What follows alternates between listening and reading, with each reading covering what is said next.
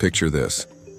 Hundreds of years ago, in the mystical lands of ancient Mexico and Nicaragua, towering volcanoes dominated the landscape, their peaks disappearing into the clouds. These weren't just mountains of fire and stone to the people who lived there. They were the homes of gods. The Aztecs, one of the most powerful civilizations in Mesoamerica, looked up at these smoking giants with both awe and fear. They believed that deep within these fiery mountains lived deities of immense power, beings who controlled not just the volcanic eruptions, but the very fate of their world. In Nicaragua, the story was similar. The indigenous people there saw these volcanoes as bridges between our world and the realm of the gods. When the ground would shake and smoke would billow from the crater, they believed it was the gods expressing their anger or disappointment. But here's where the story takes a darker turn.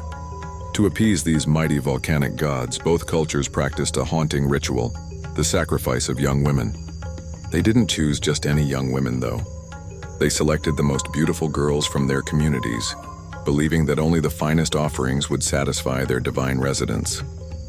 Imagine being one of these young women, chosen for what your people considered the highest honor, but what we today would see as the ultimate tragedy. They would be adorned in their finest clothes, decorated with precious jewelry, and led up the treacherous volcanic slopes amid ceremonies and prayers. These sacrificial practices reflected how deeply these ancient peoples connected their lives to the natural forces around them. Every rumble, every plume of smoke, every lava flow had meaning. The volcanoes weren't just geographic features. They were living, breathing entities that demanded respect and tribute.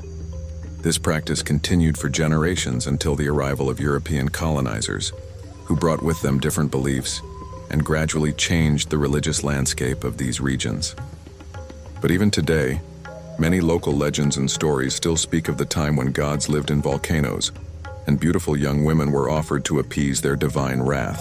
It's a reminder of how different cultures throughout history have tried to make sense of the powerful natural forces around them, sometimes with practices that seem unthinkable to us today, but were deeply meaningful to them at the time.